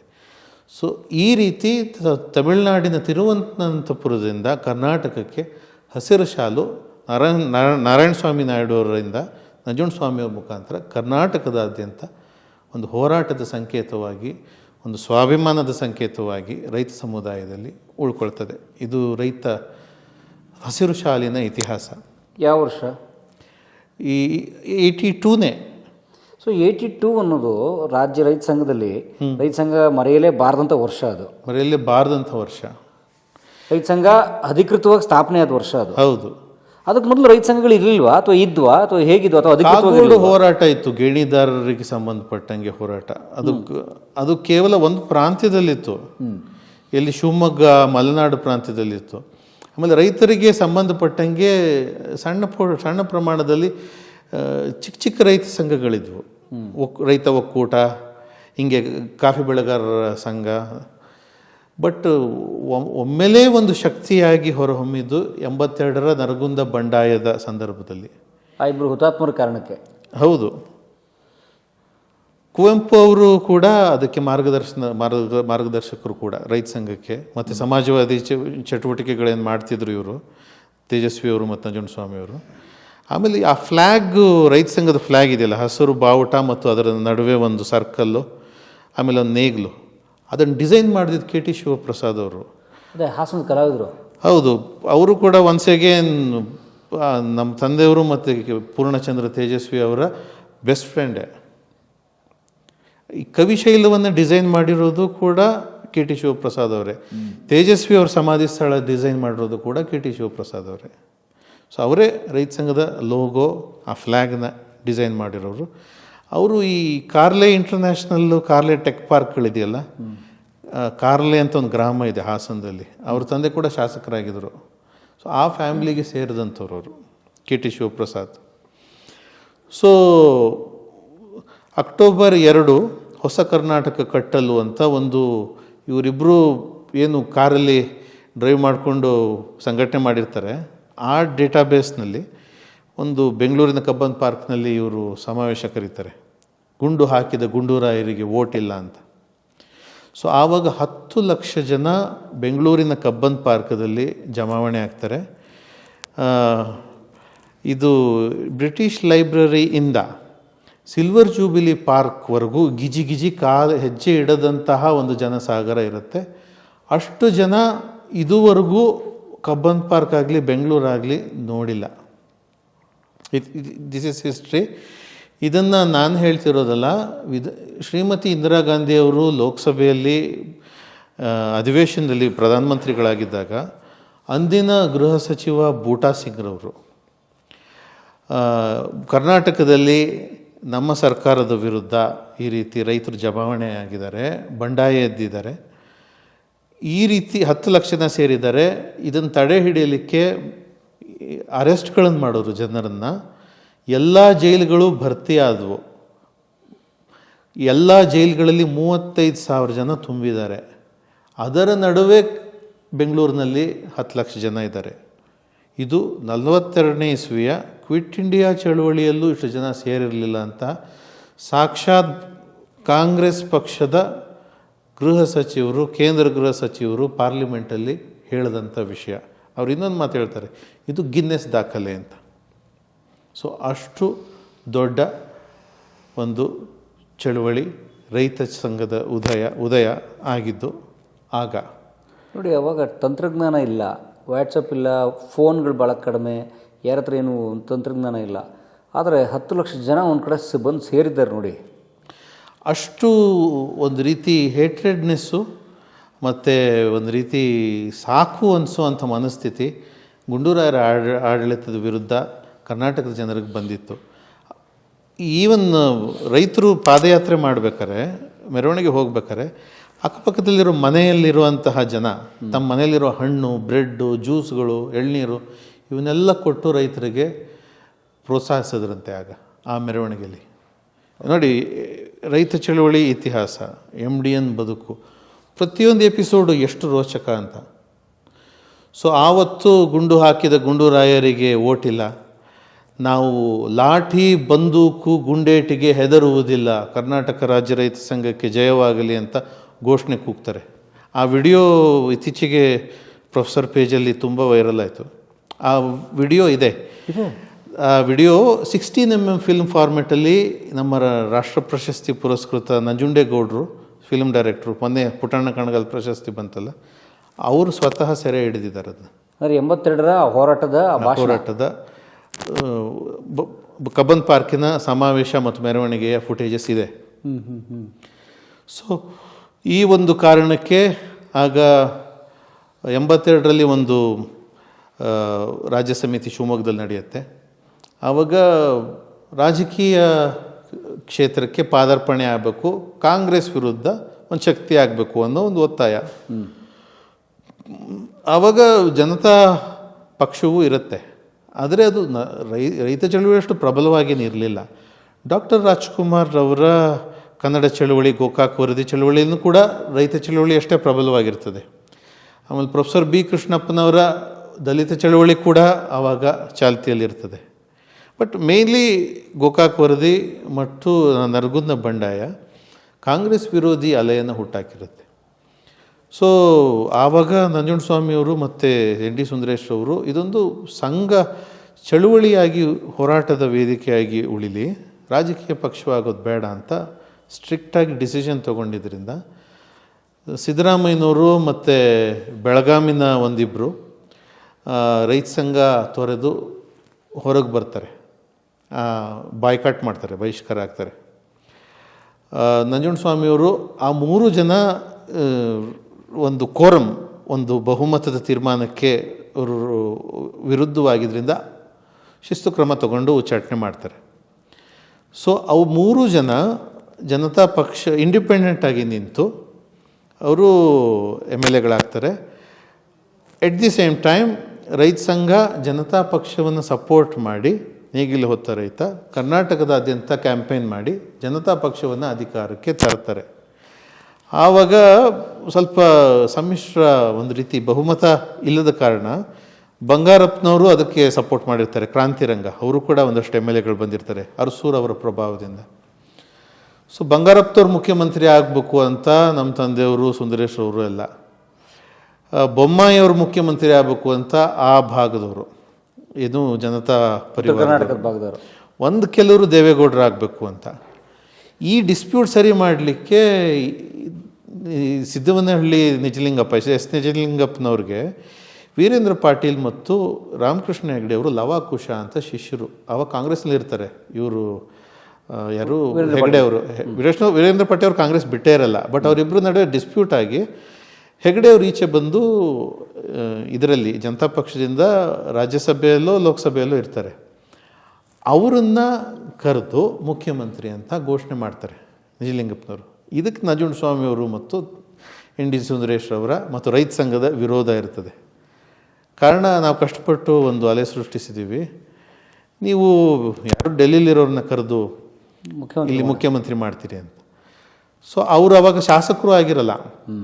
ಕನಕಪುರದಲ್ಲಿ ಸಿಂಧ್ಯಾರವರಿಗೆ ರಾಜೀನಾಮೆ ಕೊಡಿಸಿ ಅವರು ರೈತ ಸಂಘದ ಬೋರ್ಡ್ ಇರುತ್ತಲ್ಲ, ಭಾಳ ಐಕಾನಿಕ್ ಬೋರ್ಡ್ ಅದು. ಸೋಮವಾರ ರೈತರಿಗೆ ರಜಾ ದಿನ, ರೈತರ ಅಪ್ಪಣೆ ಇಲ್ಲದೆ ಭ್ರಷ್ಟ ಅಧಿಕಾರಿಗಳು ಮತ್ತು ಭ್ರಷ್ಟ ರಾಜಕಾರಣಿಗಳು ಗ್ರಾಮದೊಳಗೆ ಪ್ರವೇಶವಿಲ್ಲ ಅಂತ ರೈತ ಸಂಘದ ಬೋರ್ಡ್ಗಳು ಸಾವಿರಾರು ಇರ್ತವೆ ಕರ್ನಾಟಕದಲ್ಲಿ, ಈಗಲೂ ಇವೆ, ಹಳ್ಳಿಗಳಲ್ಲಿ. ಅಂತಹ ಬೋರ್ಡ್ಗೆ ಇವರು ಹಾರ ಹಾಕಿ ಶಾಲ್ ಹಾಕ್ಕೊಂಡು, ಈ ಬೋರ್ಡ್ ನಮ್ಮಪ್ಪ, ಈ ಶಾಲ್ ನಮ್ಮಮ್ಮ ಅಂತ ಕನಕಪುರದಲ್ಲಿ ಭಾಷಣ ಮಾಡೋದು ರಾಮಕೃಷ್ಣ ಹೆಗಡೆಯವರು. ಹೀಗೆ ಅವರು ಮುಖ್ಯಮಂತ್ರಿ ಆಗ್ತಾರೆ. 83 ಮೊದಲ ಕಾಂಗ್ರೆಸ್ಸೇತರ ಸರ್ಕಾರ ಹಂಗೆ ರಚನೆ ಆಗೋದು. ಸೊ ಕಾಂಗ್ರೆಸ್ 83ರಲ್ಲಿ ನೋಡಿ, ಸ್ವತಂತ್ರ ಬಂದದಾಗಿಂದ 83ರವರೆಗೂ 83ರಲ್ಲಿ ಅಷ್ಟು ಸಿಟ್ಟು ಬಂದಿದ್ದು ಜನಕ್ಕೆ. ಒಂದು ನರಗುಂದದ ಬಂಡಾಯ, ಇನ್ನೊಂದು ಗೋಕಾಕ್ ಚಳವಳಿ. ಹೌದು, ಗುಂಡೂರಾಯರು ಅಲ್ಲಿ ಸೋಮವಾರಪೇಟೆ ಅವರಲ್ಲ, ಅವರು ಕ್ಷೇತ್ರದಲ್ಲಿ ಫಸ್ಟು ಹೋಗಿ ಏನು ಐ ಥಿಂಕ್ ಅವ್ರು ಹುಣಸೂರು ಸೋಮವಾರಪೇಟೆನೋ ನನಗೆ ಹೊಳಿತಿಲ್ಲ, ಅಲ್ಲಿ ಮೊದಲು ಹೋಗಿ ಗುಂಡೂರಾಯರ ದುರಾಡಳಿತದ ವಿರುದ್ಧ ಮೊದಲು ಭಾಷಣ ಮಾಡಿದ್ದು MDN ಸುಂದರೇಶ್ ಜೋಡಿನೇ, ಅವರಿಬ್ಬರೇ ಹೋಗಿದ್ದು. ಸೊ ಗುಂಡೂರಾಯರು ಅಲ್ಲಿ ವಿಧಾನಸಭೆ ಚುನಾವಣೆ ಸೋತು ಬಿಡ್ತಾರಂತೆ. ಅವರು ಟಿ ವಿ ನೋಡ್ತಿರ್ತಾರಂತೆ ಆವಾಗ, ಬ್ಲ್ಯಾಕ್ ಆ್ಯಂಡ್ ವೈಟು. ಸೊ ಮುಖ್ಯಮಂತ್ರಿ ಗುಂಡೂರಾವ್ ಪರಾಭವ ಅಂತ ಹೇಳಿದ ತಕ್ಷಣ ಈ ರಿಮೋಟ್ ಕಂಟ್ರೋಲ್ ತೊಗೊಂಡು ಟಿ ವಿಗೆ ಎಸಿತಾರಂತೆ. ಸೊ ಇದು ಐತಿಹಾಸಿಕ ಘಟನೆಗಳು, ಆಫ್ ದ ರೆಕಾರ್ಡ್. ಒಂದು ರೈತ ಚಳುವಳಿ, ಇನ್ನೊಂದು ಕನ್ನಡ ಹೋರಾಟ, ದಲಿತ ಚಳುವಳಿ, ಎಲ್ಲರೂ ಕೂಡ. ಸೊ 80ರ ದಶಕ ಭಾಳ ಮುಖ್ಯ ಕರ್ನಾಟಕದಲ್ಲಿ ನೋಡಿದ್ದು. ಒಂದು ರೀತಿ ಟರ್ನಿಂಗ್ ಪಾಯಿಂಟು. ಕಾಂಗ್ರೆಸ್ ಒಂದು ಸ್ಟ್ರೆಚ್ ಇರುತ್ತಲ್ಲ, ಆ ಸ್ಟ್ರೆಚ್ ನಿಂತೋಗಿದ್ದ ಅವಾಗ, ಅದರ ಓಟ ನಿಂತೋಗಿದ್ದ ಅವಾಗ. ಸೊ ಆಮೇಲೆ ಹೆಗಡೆ ಅವರು ಕೂಡ ಮೌಲ್ಯಾಧಾರಿತ ರಾಜಕಾರಣಿ ಅಂತ ಹೆಸರುವಾಸಿಯಾಗಿದ್ದರೂ ಕೂಡ ಅವರು ರೈತ ಸಂಘವನ್ನು ದಮನ ಮಾಡಲಿಕ್ಕೆ ರೈತ ವಿರೋಧಿ ಆಗ್ತಾರೆ. ರೈತ ಸಂಘಟನೆಯ ಬೆಂಬಲದಿಂದಲೇ ಬಂದಂಥ ಜನತಾ ಸರ್ಕಾರ. ಹೌದು, ರೈತ ಸಂಘದ ವಿರುದ್ಧವಾಗಿ ನಿಲ್ತದೆ. ಯಾಕೆ? ಕಾರಣ ಇನ್ಸೆಕ್ಯೂರಿಟಿ ಫೀಲಿಂಗು, ಎಲ್ಲಿ ನಮ್ಮನ್ನು ಓವರ್ಟೇಕ್ ಮಾಡಿಬಿಡ್ತಾರೋ ಅಂತ. ಹಾಸನದಲ್ಲಿ ಇದ್ದಂತಹ ಪ್ರತಿಭಾನ್ವಿತ ರೈತ ಸಂಘದ ನಾಯಕರು ಮಂಜುನಾಥ್ ದತ್ತ, ವೆಂಕಟೇಶ್ ಮೂರ್ತಿ, ಆಮೇಲೆ ವಿಶ್ವನಾಥ್ ಅಂತವರು, ಇವರೆಲ್ಲರನ್ನೂ ಕೂಡ ಜನತಾದಳಕ್ಕೆ ಕರ್ಕೊಂಡು ಹೋಗುವಂಥ ಕೆಲಸನ ದೇವೇಗೌಡರ ಮುಖಾಂತರ ರಾಮಕೃಷ್ಣ ಹೆಗಡೆಯವರು ಮಾಡ್ತಾರೆ. ಸೊ ಆವಾಗ ಪೊಲಿಟಿಕಲಿ ಒಂದು ಸೆಟ್ ಬ್ಯಾಕ್ ಕೊಡಬೇಕಲ್ಲ, ಆವಾಗ ರೇವಜೀತು ಸ್ಕ್ಯಾಮಲ್ಲೆಲ್ಲ ಇವರು ಸಿಕ್ಕಾಕೋತಾರೆ ಹೆಗಡೆ ಅವರು. ಆವಾಗ ವಿರೋಧ ಪಕ್ಷದಲ್ಲಿ ಇದ್ದಂಥವರು ಒಂದು ರೀತಿ ಈ ಸರ್ಕಾರವನ್ನು ಬೀಳಿಸ್ಬೇಕು ಅಂತ ಪ್ರತ್ಯೇಕವಾಗಿ ಉಳಿದವ್ರು ಬಂಗಾರಪ್ಪನವರು ಕ್ರಾಂತಿರಂಗದಿಂದ. ವೆಸ್ಟ್ ಎಂಡ್ ಹೋಟೆಲಲ್ಲಿ ಬಂಗಾರಪ್ಪನವ್ರಿಗೆ ಪ್ರೊಫೆಸರು ಕರೆದು ಈ ಲೀಗಲ್ ಪಾಯಿಂಟ್ಸು ಎಲ್ಲ ಮಾಹಿತಿಗಳನ್ನು ಕೊಟ್ಟು ಇದನ್ನು ರೇಸ್ ಮಾಡಿಸಿ ರಾಮಕೃಷ್ಣ ಹೆಗಡೆಯವರು ರಾಜೀನಾಮೆ ಕೊಡುವಂಗೆ ಮಾಡ್ತಾರೆ. ಸೊ ಇದು ಆಮೇಲೆ ರಾಮಕೃಷ್ಣ ಹೆಗಡೆಯವರು ಮತ್ತೆ ಆಯ್ಕೆ ಆಗ್ತಾರೆ, ಇಲ್ಲ ಅಂತಲ್ಲ, ಮತ್ತೆ ಚುನಾವಣೆ ಬರುತ್ತೆ, ಮತ್ತೆ ಆಯ್ಕೆ ಆಗ್ತಾರೆ. ಅವ್ರಿಗೆ ರೈತ ಚಳವಳಿಯನ್ನು ನಾಶ ಮಾಡಲೇಬೇಕು ಅಂತ 101C ಕೋಆಪರೇಟಿವ್ ಆ್ಯಕ್ಟ್ ಅಂತ ಇರುತ್ತೆ, 101C ಆ್ಯಕ್ಟ್. ಅದರಲ್ಲಿ ರೈತರು ಏನು ಸಾಲ ಮಾಡಿರ್ತಾರೆ ಅದಕ್ಕೊಂದು ಅಮೆಂಡ್ಮೆಂಟ್ ತರ್ತಾರೆ.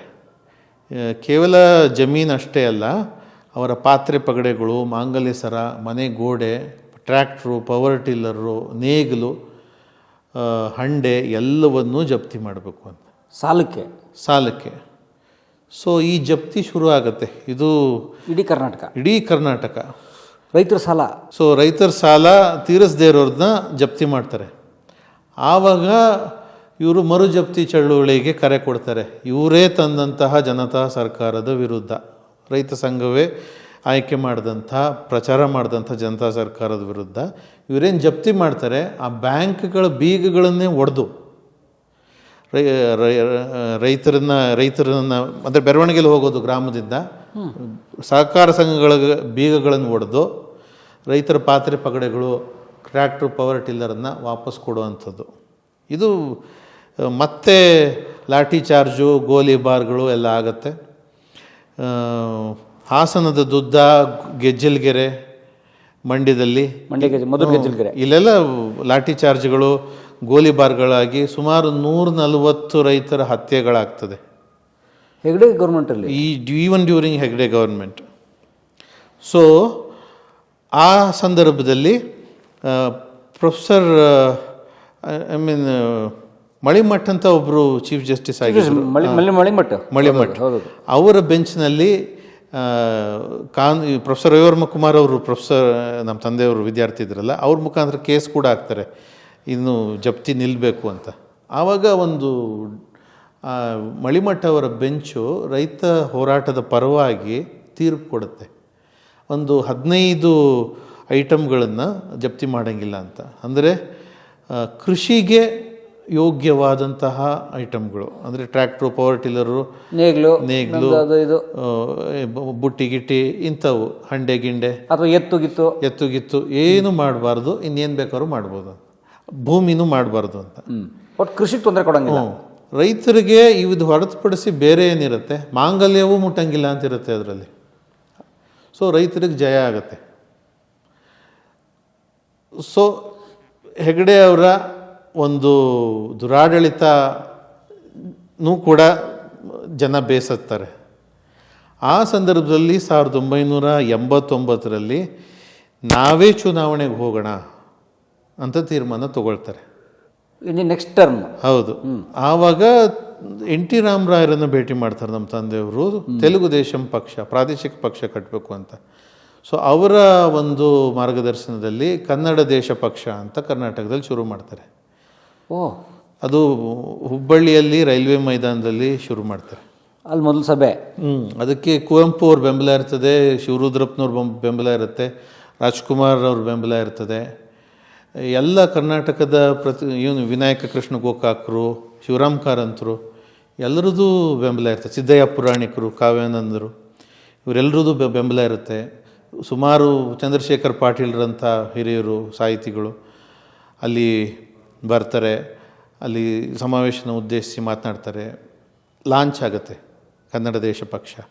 ಆದರೆ ರೈತ ಸಂಘ ಅನ್ನೋ ಬ್ರ್ಯಾಂಡು ಎಲ್ರಿಗೂ ಗೊತ್ತಿದ್ದರಿಂದ ಕನ್ನಡ ದೇಶ ಪಕ್ಷ ಒಂದು ತಪ್ಪೇನಪ್ಪ ಮಾಡುತ್ತೆ ಅಂದರೆ, ನೇರ ಲೋಕಸಭೆ ಸ್ಪರ್ಧೆ ಮಾಡಿ ರಿಸಲ್ಟ್ ಬರೋದಿಲ್ಲ, ಯಾರೂ ಗೆಲ್ಲೋದಿಲ್ಲ, ವೋಟಿಂಗ್ಸು ಕಮ್ಮಿ ಆಗುತ್ತೆ. ಕಾರಣ ಕನ್ನಡ ದೇಶ ಪಕ್ಷ ಅಷ್ಟು ರೀಚ್ ಆಗಿರೋದಿಲ್ಲ, ಆ್ಯಕ್ಟಿವಿಟಿ ಆ ರೈತ ಸಂಘ ರೀಚ್ ಆಗಿರುತ್ತೆ.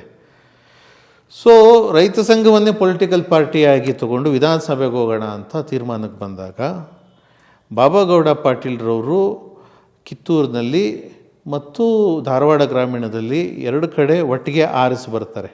ಒಂದು ರೀತಿ ಕರ್ನಾಟಕದ ಇತಿಹಾಸದಲ್ಲಿ ಪಕ್ಷೇತರರಾಗಿ ಅಥವಾ ರೈತ ಸಂಘದಿಂದ ಅಥವಾ ಪ್ರಾದೇಶಿಕ ಪಕ್ಷದಿಂದ ಒಮ್ಮೆಲೆ 2 ಕ್ಷೇತ್ರದಲ್ಲಿ ಆಯ್ಕೆಯಾದಂತಹ ಶಾಸಕರು ಬಾಬಾಗೌಡ ಪಾಟೀಲ್ರು. ಕೇಂದ್ರದಲ್ಲಿ ವಾಜಪೇಯಿ ಗೌರ್ಮೆಂಟಲ್ಲಿ ಅವರು ಹಿ ವಾಸ್ ಎ ಮಿನಿಸ್ಟರ್, BJPಗೆ ಹೋದರು ಆಮೇಲೆ. ಬಟ್ ರೈತ ಸಂಘದಿಂದ ಅವರು ಶಾಸಕರಾಗಿದ್ದರು. ಬಡ್ರು ರೈತ ಸಂಘ ನೋಡಿ, ಕನ್ನಡ ದೇಶ ಪಕ್ಷಕ್ಕೆ ಆಗದೆ ಇರೋ ಕೆಲಸ ರೈತ ಸಂಘಕ್ಕಾಯ್ತು. ಕಾರಣ ರೈತ ಸಂಘ ಅನ್ನೋ ಟೈಟಲ್ ರೀಚ್ ಆಗಿತ್ತು. ಓಕೆ. ಅದ್ರ ಜೊತೆಗೆ ಸುಮಾರು 40ರಿಂದ 45 ಕಡೆ 500, 1000, 2000 ಇಷ್ಟೇ ಅಂತರದ ಮತಗಳಿಂದ 2ನೇ ಸ್ಥಾನದಲ್ಲಿ ರೈತ ಸಂಘದ ಅಭ್ಯರ್ಥಿಗಳು ಇದ್ದರು. ಸೆಕೆಂಡ್ ಲೀಡಿಂಗ್ ಪಾರ್ಟಿ ಆಗೋಗಿತ್ತು. 89 ಎಲೆಕ್ಷನಲ್ಲಿ 94ಅಲ್ಲೂ ಆಗಿತ್ತು. ಅದಕ್ಕೆ ಇನ್ನೊಂದು ಕಾರಣ ಇರ್ಬೋದು. ಇಂದಿನ ಈ ಕಾಲದ ಒಂದು ಚುನಾವಣಾ ಪದ್ಧತಿ ಇದೆಯಲ್ಲ, ದೇವರಾಜ ಅರಸರ ಕಾಲದ ನಂತರ ಭ್ರಷ್ಟಾಚಾರವೂ ಜಾಸ್ತಿ ಆಗಿತ್ತು, ಚುನಾವಣೆಯೂ ಭ್ರಷ್ಟಾಚಾರಕ್ಕೆ ಇಳಿದಿತ್ತು. ಹಣ ಹೆಂಡ ತಾಂಡವವಾಡ್ತಿದ್ದಂಥ ಕಾಲದಲ್ಲಿ ವಿಚಾರ ಮತ್ತು ಕಾಸ್ ಅನ್ನೋದಕ್ಕೆ ಅಷ್ಟು ಯಶಸ್ಸು ಸಿಗಲಿಲ್ಲ. ಬಾರ್ಡರ್ ಲೈನಲ್ಲಿ ಸೋಲಾಯಿತು. ಸೊ ಬಾಬಾಗೌಡರು ಕಾನೂನು ಪ್ರಕಾರ ಒಂದು ಕ್ಷೇತ್ರಕ್ಕೆ ರಾಜೀನಾಮೆ ಕೊಡಬೇಕಾಗಿ ಬಂದಿದ್ದರಿಂದ ಧಾರವಾಡ ಗ್ರಾಮೀಣ ಕ್ಷೇತ್ರಕ್ಕೆ ನಂಜುಂಡಸ್ವಾಮಿ ಅವರನ್ನು ಇಡೀ ಕರ್ನಾಟಕ ರಾಜ್ಯ ರೈತ ಸಂಘದ ರಾಜ್ಯ ಸಮಿತಿ ಬಹುಮತದಿಂದ ನಿಲ್ಲಿಸ್ತು. ಸೊ ಆವಾಗ ಪ್ರೊಫೆಸರ್ ನಂಜುಂಡಸ್ವಾಮಿಯವರು ಉಪಚುನಾವಣೆಯಲ್ಲಿ ಗೆದ್ದು ಬಂದರು. ಧಾರವಾಡ ಕ್ಷೇತ್ರ, ಧಾರವಾಡ ಗ್ರಾಮೀಣ ಧಾರವಾಡ ಗ್ರಾಮೀಣದಲ್ಲಿ ಅದು ನೀವು ಇದು ನೋಡಿದ್ರೆ ಟೋಟಲ್ ನಂಬರ್ ಆಫ್ ವೋಟ್ಸು ಇಡೀ ಕರ್ನಾಟಕದಲ್ಲಿ ಯಾರ್ಯಾರು ವೋಟ್ ತಗೊಂಡಿದ್ರು ಹೈಯೆಸ್ಟ್ ಲೀಡಿಂಗ್ ಪ್ರೊಫೆಸರ್ ನಂಜುಂಡಸ್ವಾಮಿ ಅವ್ರಿಗೆ ಬಂದಿತ್ತು ಆವಾಗ. ವಾವ್. ಯಾವಾಗ 1989 ಉಪಚುನಾವಣೆ, 89ರ ವಿಧಾನಸಭೆ ಉಪಚುನಾವಣೆ. ವೀರೇಂದ್ರ ಪಾಟೀಲ್ರು ಆಗ ಮುಖ್ಯಮಂತ್ರಿ ಆಗಿದ್ದರು. ಆಗ ಈ ಎರಡೂ ಜೋಡಿಗಳು ವಿಧಾನಸಭೆಯಲ್ಲಿ ರೈತರ ಅತಿ ಮುಖ್ಯ ಧ್ವನಿಯಾಗಿತ್ತು. ಎಸ್.ಎಂ. ಕೃಷ್ಣ ಅವರು ಸ್ಪೀಕರ್ ಆವಾಗ ಪ್ರೊಫೆಸರ್ ಅವರು ಏನಾದ್ರು ಪಾರ್ಟಿಸಿಪೇಟ್ ಮಾಡಬೇಕಾದ್ರೆ ಹೌಸಲ್ಲಿ ಪ್ರೊಫೆಸರ್ ಮಾತಾಡ್ತಿದ್ದಾರೆ ಅಂದ್ಬಿಟ್ಟು ಸಂಪೂರ್ಣ ಅವಕಾಶ ಕೊಡ್ತಿದ್ದರಂತೆ. ಆಮೇಲೆ ಅವರಿಬ್ಬರು ಬಾಲ್ಯದಲ್ಲಿ ಗೊತ್ತಿದ್ದವರು, ಅವ್ರ ತಂದೆ ಮತ್ತು ಇವ್ರ ತಂದೆ ಸ್ನೇಹಿತರಾಗಿದ್ದರು, ಮಲ್ಲಯ್ಯನವರು ಮಹಂತದೇವರು. ಆಮೇಲೆ ನಮ್ಮ ದೊಡ್ಡಪ್ಪ ಎಂ ಶಂಕರ್ ಅವರು ಕೃಷ್ಣ ಅವರು ಕ್ಲಾಸ್ಮೇಟ್ಸು. ಕೃಷ್ಣ ಅವರು ಮತ್ತು ಪ್ರೊಫೆಸರು ಇಬ್ಬರು ಕೂಡ ಕೊಲೀಗ್ಸು. ಸೊ ಈ ಒಂದು ರ್ಯಾಪೋ ಇದ್ದಾಗ ಅವ್ರಿಗೆ ಪ್ರೊಫೆಸರ್ ಜ್ಞಾನದ ಆಳ ಚೆನ್ನಾಗಿ ಗೊತ್ತಿತ್ತು. ಕೃಷ್ಣ ಅವರು ಯವನಿಕಾದಲ್ಲಿ ನಡೆದಂಥ ಒಂದು ರೈತ ಸಂಘದ ಸಭೆಯಲ್ಲಿ ಸ್ಪೀಕರ್ ಆಗಿದ್ದಾಗ ಇಡೀ ದಿನ ವಾಲಂಟಿಯರ್ ಆಗಿ ಬಂದು ಪಾರ್ಟಿಸಿಪೇಟ್ ಮಾಡಿ ನೋಟ್ಸ್ ಎಲ್ಲ ತೊಗೊಂಡು ಹೋಗಿದ್ರು. ಅಷ್ಟು ಗೌರವ ಕೃಷ್ಣ ಅವ್ರಿಗೆ ರೈತ ಚಳುವಳಿ ಬಗ್ಗೆ ಇತ್ತು. ಸೊ ವೀರೇಂದ್ರ ಪಾಟೀಲ್ರ ಕಾಲದಲ್ಲಿ ಇವರು ಶಾಸಕರಾಗಿ ಆಯ್ಕೆ ಆಗ್ತಾರೆ. ವೀರೇಂದ್ರ ಪಾಟೀಲ್ರಿಗೆ ಲಕ್ವ ಹೊಡಿತದೆ, ಬಂಗಾರಪ್ಪನವ್ರು ಬರ್ತಾರೆ. ಸೊ ಬಂಗಾರಪ್ಪನವರು ಮತ್ತು ರೈತ ಸಂಘ ನಡುವೆ ಒಂದು ಕಾನ್ವರ್ಸೇಷನ್ ನಡೆಯುತ್ತೆ. ನಂಜುಂಡಸ್ವಾಮಿಯವರು ಮತ್ತು MDN ನಡುವೆ ಕಾನ್ವರ್ಸೇಷನ್ ಯೂಟ್ಯೂಬಲ್ಲಿ ಬಹಳ ವ್ಯೂಸ್ ಕಂಡಿದೆ. ಅದು ಯಾವುದು? ಬಂಗಾರಪ್ಪ MDN ಜುಗಲ್ಬಂದಿ ಒಂದಿದೆ, ಅಲ್ಲಿ ಸಂದರ್ಶನ ಇದೆ. ಅಂದರೆ ಪ್ರೊಫೆಸರು ಹಕ್ಕೊತ್ತಾಯಗಳನ್ನು ಬಂಗಾರಪ್ಪನವ್ರಿಗೆ ಹೇಳೋದು ಮುಖ್ಯಮಂತ್ರಿ ಆಗಿದ್ದಾಗ. ಬಂಗಾರಪ್ಪನವರು ವಿಧಾನಸಭೆದ ಒಂದು ಕಾನ್ಫರೆನ್ಸ್ ಹಾಲಲ್ಲಿ ಅದಕ್ಕೆ ಉತ್ತರ ಕೊಡುವಂಥದ್ದು ಒಂದು 2.5 hours ಆಫ್ ವಿಡಿಯೋ ಇದೆಯಾ, ನಾನೇ ಅಪ್ಲೋಡ್ ಮಾಡಿದ್ದೀನಿ. ಸೊ ಅದರಲ್ಲಿ ರೈತರ ಮೇಲಿರೋ ಕೇಸ್ಗಳನ್ನು ವಾಪಸ್ ತಗೋಬೇಕು ಅಂತ ಹೇಳಿದಾಗ ಅವರು ತಗೋತಾರೆ. ಆಮೇಲೆ ಸುಮಾರು ವಿಷಯಗಳ ಬಗ್ಗೆ ಚರ್ಚೆ ಆಗ್ತದೆ. ಕೇವಲ ಬೆಂಗಳೂರನ್ನ ಯಾಕೆ ಅಭಿವೃದ್ಧಿ ಮಾಡ್ತೀರಿ, ಪ್ರತಿಭಾನ್ವಿತರು ಇಡೀ ಕರ್ನಾಟಕದಲ್ಲಿದ್ದಾರೆ, ಅಲ್ಲೂ ಕೂಡ ಅಭಿವೃದ್ಧಿ ಆಗಬೇಕು, ಬರೀ ಬೆಂಗಳೂರನ್ನೇ ತುಂಬಿಸ್ಬೇಡಿ ಅಂತ. ಬೆಂಗಳೂರನ್ನ ಈಗಿನ ಪರಿಸ್ಥಿತಿ ನೋಡಿದ್ರೆ ನಂಜುಂಡಸ್ವಾಮಿಯವರ ಆ ದೂರದೃಷ್ಟಿ ಹೇಗಿದೆ ಅನ್ನೋದು ನೀವು ನೋಡಿ. ಇತ್ತೀಚೆಗೆ TN ಸೀತಾರಾಮ್ ಅವರ ಒಂದು ಲೇಖನ ಕೂಡ ವೈರಲ್ ಆಗಿತ್ತು. ಏನು ಅವ್ರದ್ದು ಒಂದು ಏನು ಮಾತುಕತೆ ಆಗಬೇಕಾರೆ ಲಂಕೇಶ್ರು ಮತ್ತು ನಂಜುಂಡಸ್ವಾಮಿಯವರು ಇವರೆಲ್ಲ ಗೆಳೆಯರಲ್ಲ, ಆಗ ಸೀತಾರಾಮ್ ಅವರಿದ್ದಾಗ ಬೆಂಗಳೂರು ಏನು BDA ಬ್ಯಾಂಗ್ಳೂರ್ ಡೆವಲಪ್ಮೆಂಟ್ ಅಥಾರಿಟಿಗಿಂತ ಬ್ಯಾಂಗ್ಳೂರ್ ಮೇಂಟೆನೆನ್ಸ್ ಅಥಾರಿಟಿ ಅಂತ ಮಾಡಿದ್ರೆ ಸಾಕು, ಈ ಬೆಂಗಳೂರು ಬೆಳೆಯೋದು ಬೇಡ ಅಂತ ಪ್ರೊಫೆಸರ್ ಹೇಳಿದ್ರಂತೆ. ನಾನು ಇಲ್ಲಿಂದ ಉದಾಹರಣೆಗೆ ಮಲ್ಲೇಶ್ವರಮಿಂದ ಗಾಂಧಿ ಬಜಾರಿಗೆ ಬರಬೇಕು ಅಂದರೆ 5 ನಿಮಿಷದಲ್ಲಿ ಬರ್ಬೋದು. ಇನ್ನು ಮುಂದೆ 1 ಗಂಟೆ ಆದರೂ ಬರೋಕ್ಕಾಗಲ್ಲ, ಅಷ್ಟು ಜನ ತುಂಬಿರ್ತಾರೆ. ಕೇವಲ ಒಂದು ರೀತಿ ಅತಿವೃಷ್ಟಿಯ ಪರಾಕಾಷ್ಠೆ ಆಗ್ತದೆ ಬೆಂಗಳೂರು. ಆ ಕಾರಣ ಇತರೆ ಜಿಲ್ಲೆಗಳು ಅಭಿವೃದ್ಧಿ ಆಗಬೇಕು ಅಂತ ಪ್ರೊಫೆಸರ್ ನಂಜುಂಡಸ್ವಾಮಿಯವರು ಆಗಲೇ ಹೇಳಿದ್ರಂತೆ. ಸೊ ಈ ವಿಚಾರಗಳೆಲ್ಲ. ಆಮೇಲೆ ಕಬ್ಬಿಗೆ ರಿಕವರಿ ಆಧಾರದ ಮೇಲೆ ಬೆಲೆ ನಿಗದಿ ಮಾಡಬೇಕು ಅಂತ ಹೇಳಿದ್ದು ಬಂಗಾರಪ್ಪನವರು ರಿಕವರಿ ಆಧಾರದ ಮೇಲೆ ಬೆಲೆ ನಿಗದಿ ಮಾಡಿದ್ರು. ಅಂದರೆ ರಿಕವರಿ ಅಂದರೆ ಈ ಕಬ್ಬನ್ನ ಅರಿದ ಮೇಲೆ ಏನು ಬರ್ತದೆ ರಿಕವರಿ, ಅದರ ಆಧಾರದ ಮೇಲೆ ಟನ್ನಿಗೆ ಬೆಲೆ ನಿಗದಿ ಮಾಡುವಂಥದ್ದು. ಅಂದರೆ ಬೆಲೆಗೆ ಮಾರಾಟ ಆಗುತ್ತೆ. ಹೌದು. ಸಕ್ಕರೆ ಹೌದು. ಅದರ ಆಧಾರದ ಮುಂಚೆ ಆ ಒಂದು ಇರಲಿಲ್ಲ. ಆಮೇಲೆ ಜಪ್ತಿ ನಿಲ್ಲಿಸಬೇಕು ಅನ್ನೋದು, ಆಮೇಲೆ ರೈತರಿಗೆ ಮಾರಕವಾದಂಥ ಕಾನೂನುಗಳನ್ನು ಏನು ನೀವು ಕೈ ಬಿಡಿ ಅಂತ ಹೇಳುವಂಥದ್ದು, ಇವೆಲ್ಲ ಸರ್ಕಾರಕ್ಕೆ ಹೇಳುವಂಥದ್ದು. ಬಂಗಾರಪ್ಪನವರು ಸಮಾಜವಾದಿಯಾಗಿದ್ದರಿಂದ, ಆಮೇಲೆ ಸಮಾಜವಾದಿ ಪಕ್ಷದಲ್ಲಿ ನಂಜುಂಡಸ್ವಾಮಿಯವ್ರ ಜೊತೆ ಅವರ ನಂಟು ಇದ್ದಿದ್ದರಿಂದ ಅವರಿಬ್ಬರದ್ದು ರ್ಯಾಪೋ ಚೆನ್ನಾಗಿತ್ತು. ಬಂಗಾರಪ್ಪನವ್ರು ಅಧಿಕಾರದಲ್ಲಿದ್ದಾಗ ಕಾವೇರಿ ಗಲಾಟೆಯ ಸಂದರ್ಭದಲ್ಲಿ ತುಂಬ ದೊಡ್ಡ ಹೋರಾಟ. ಪ್ರತಿನಿತ್ಯ ಅರ್ಲಿ ಮಾರ್ನಿಂಗ್ ಶಟಲಿಂದ ಬಂದು ನಮ್ಮ ಅಪ್ಪಾಜಿಗೆ ಫೋನ್ ಮಾಡೋರು. ಪ್ರೊಫೆಸರ್ ರಾತ್ರಿ ಎಲ್ಲ ಹೋದವರು, ಆಮೇಲೆ ಹೌಸ್ ಮುಗಿಸ್ಕೊಂಡು ಬಂದಿರೋರು ಅಸೆಂಬ್ಲಿ, ಅವ್ರು ಸ್ವಲ್ಪ ಹೆಚ್ಚು ನಿದ್ದೆ ಮಾಡೋರು. ಸೊ ನಾನು ಫೋನ್ ಎತ್ತುವೆ, ನಾನು ಬಂಗಾರಪ್ಪ ಮಾತಾಡ್ತಿದ್ದೀನಿ, ಪ್ರೊಫೆಸರ್ ನಂಜುಂಡಸ್ವಾಮಿ ಅವರು ಇದ್ದಾರಾ ಅನ್ನೋರು. ಸೊ ನಮ್ಮ ತಂದೆಯವ್ರಿಗೆ ಬಿಸಿ ಕೊಟ್ಟಾಗ ಸ್ವಲ್ಪ ಬನ್ನಿ ಕೃಷ್ಣಾಗೆ ಬನ್ನಿ ಬ್ರೇಕ್ಫಾಸ್ಟ್ಗೆ ಅಂತ ಕರೆಯೋರು ಬಂಗಾರಪ್ಪನವರು. ಮತ್ತು ಆವಾಗ ನಮ್ಮ ತಂದೆಯವರು ಬಂಗಾರಪ್ಪನವ್ರಿಗೆ ಒಂದು ಲಾ ಪಾಯಿಂಟ್ ಹೇಳಿಕೊಟ್ರು. ಹೆಲ್ಸಿಂಕಿ ನೀತಿ ಅಂತ ಒಂದಿದೆ, ಪ್ರಾಬಬ್ಲಿ ಅದು ನೆದರ್ಲ್ಯಾಂಡ್ನ ಒಂದು ಭಾಗದಲ್ಲಿ. ಯಾವ ನದಿಯಲ್ಲಿ ಫಿನ್ಲೆಂಡ್ ಹೆಲ್ಸಿಂಕಿ, ಹೆಲ್ಸಿಂಕಿ ರಾಜ್ಯ, ಫಿನ್ಲೆಂಡ್, ಅಲ್ಲಿ ಒಂದು ನೀತಿ ಇದೆ. ಆ ನೀತಿಯ ಪ್ರಕಾರ ಯಾವ ಭಾಗದಲ್ಲಿ ಒಂದು ನದಿ ಹುಟ್ಟುತ್ತದೆ, ಹಂಚಿಕೆಯ ಅಧಿಕಾರ ಕೂಡ ಅದೇ ಒಂದು ಪ್ರಾಂತ್ಯಕ್ಕೆ ಅಥವಾ ರಾಜ್ಯಕ್ಕೆ ಇದೆ. ಈ ಸೈಟೇಷನ್ನ ನೀವು ಇಟ್ಕೊಂಡು ಸುಗ್ರೀವಾಜ್ಞೆ ಹೊರಡಿಸಿ, ನಮ್ಮಲ್ಲಿ ಅಣೆಕಟ್ಟಿನಲ್ಲಿ ಕಾವೇರಿ ನದಿಯ ಪ್ರಮಾಣ ಕಡಿಮೆ ಇರೋದ್ರಿಂದ ನಾವು ತಮಿಳ್ನಾಡಿಗೆ ಕೊಡೋಕ್ಕಾಗಲ್ಲ ಅಂತ. ಸೊ ತಮಿಳ್ನಾಡಿಗೆ ಕಾವೇರಿ ಕೊಡಲೇಬಾರ್ದು ಅನ್ನೋ ಒಂದು ವಿಷಯಕ್ಕೆ ಸಂಬಂಧಪಟ್ಟಂಗೆ ಪ್ರೊಫೆಸರ್ ನಂಜುಂಡಸ್ವಾಮಿಯವರು ವಿರೋಧಿ ಏನಾಗಿರಲಿಲ್ಲ. ನಮ್ಮಲ್ಲಿ ಅಣೆಕಟ್ಟೆ ತುಂಬಿದಾಗ ಅದು ಶೇಖರಣೆ ಎಲ್ಲಿ ಮಾಡೋದು? ಅವರು ಕೂಡ ರೈತರೇ, ಅವ್ರಿಗೂ ಕೂಡ ನೀರಿನ ಅಗತ್ಯ ಇದೆ. ಕೊಡ ತುಂಬಿದಾಗ ದಾನ, ತುಂಬದೇ ಇದ್ದಾಗ ನಮಗೆ ಬೇಕಾಗ್ತದೆ. ಸೊ ಆ ಕಾರಣ ಈಗ ಕನ್ನಂಬಾಡಿ ಕಟ್ಟೆಯಲ್ಲಿ ಇಲ್ಲ, ನೀರಿಲ್ಲ. ನಮ್ಮ ರೈತರು ಕ್ಷಾಮದಲ್ಲಿದ್ದಾರೆ, ಬರ ಅನುಭವಿಸ್ತಿದ್ದಾರೆ, ಬರಗಾಲವಿದೆ.